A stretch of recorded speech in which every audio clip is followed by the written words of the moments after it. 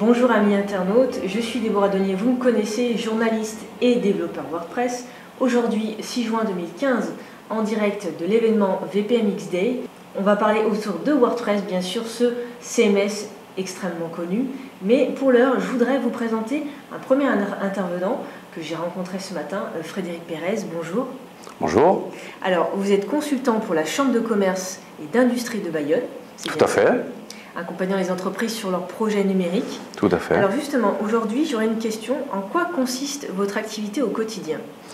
Mon activité au quotidien, à la Chambre de commerce, donc je suis responsable de cette mission performance numérique qu'on a montée fin 2002. Ça a été une des premières missions pour aider les entreprises à bien s'approprier le digital, montée en France. Ouais.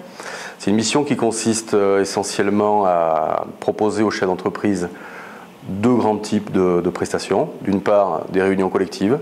Donc on propose environ une cinquantaine de conférences sur le sujet du digital au Pays Basque, tous les ans. Et le deuxième pilier, la deuxième prestation de notre mission, c'est le rendez-vous conseil ou le coaching, donc qui consiste à échanger avec un chef d'entreprise et l'aider à mieux comprendre quelle peut être sa stratégie digitale, les améliorations à mettre en place sur son site, comment engager une stratégie cross-canal, ainsi de suite, ainsi de suite. Aujourd'hui, on parle essentiellement de WordPress.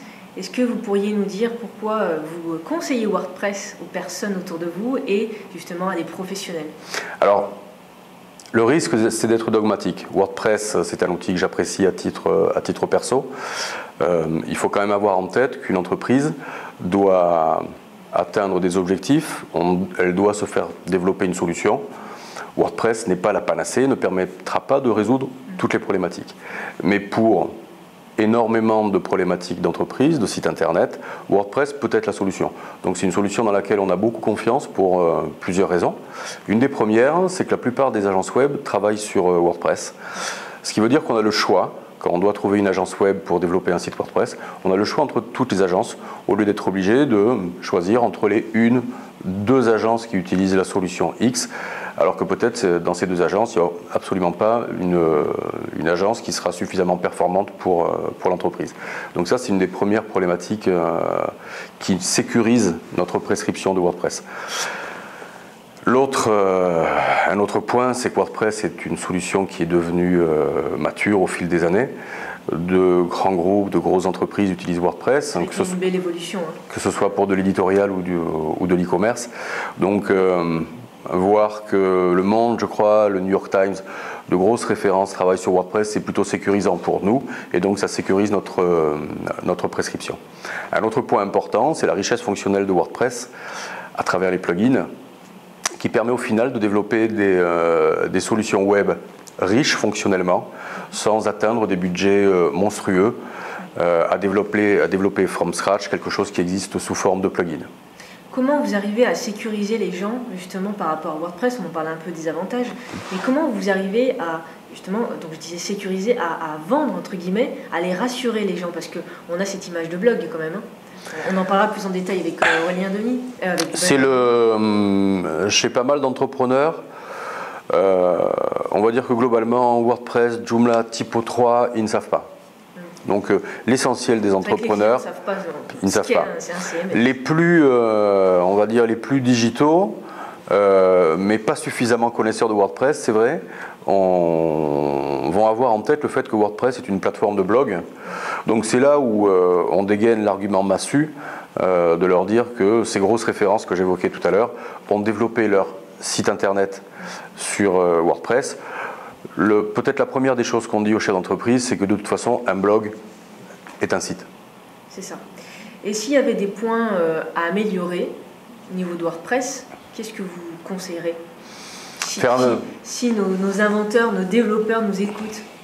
Faire encore un travail d'image auprès de WordPress pour montrer que ce n'est pas une solution uniquement dédiée au blog. Je crois que c'est un premier point. L'autre point, c'est ce que j'évoquais dans mon intervention tout à l'heure. C'est un peu le miroir aux alouettes du plugin, facile à installer, mais que l'agence ne va peut-être pas maîtriser, qu'elle ne l'a pas suffisamment testé, qui, a priori, avant de l'avoir testé, semble couvrir les attentes du client, mais au final ne les couvre pas. c'est la problématique du plugin qu'on va mettre à jour et qui va casser la solution. Il va falloir retravailler dessus pour restabiliser. Et tout ça, ce sont des coûts cachés que souvent les agences web n'intègrent pas dans le contrat initial avec le client, ce qui génère des tensions. Qui paye le fait de restabiliser une solution? En fait, on s'aperçoit souvent, parce que le client ne veut pas payer, parce qu'il n'a pas été prévenu, parce qu'il n'a pas signé un contrat en ce sens, c'est l'agence web qui va restabiliser et qui va devoir assumer tout ce temps de restabilisation, et ça, c'est pas très très sain, ça fait baisser la marge de l'agence. Est-ce que vous pouvez nous dire un coup de cœur sur WordPress? Votre coup de cœur sur WordPress? Mon coup de cœur sur WordPress? Et pas la pêche à la truite. Hein. Mon coup de cœur sur WordPress. En termes de site? Ce que vous voulez, un plugin, quelque chose qui vous vient comme ça, spontanément. Un plugin? Yoast. C'est bateau. Ouais. Mais j'entends dire que par certaines agences anti-WordPress que WordPress est un outil qui ne permet pas de pousser le SEO. Et moi j'ai trouvé dans Yoast vraiment un outil, à titre perso, hein, un outil qui m'a permis de faire globalement ce que je voulais faire en termes de SEO sur les quelques blogs que j'administre à titre privé. Un dernier mot à nos auditeurs qui nous regardent? Ayez confiance en WordPress. Alors peut-être que vos auditeurs ont tout à fait confiance en WordPress. Oh, il y en a beaucoup qui nous découvrent à travers les vidéos. Hein. C'est vrai? Oui. Voilà, je pense que pour induire de la confiance, simplement, mon boulot est de prescrire des solutions web, d'expliquer à des chefs d'entreprise.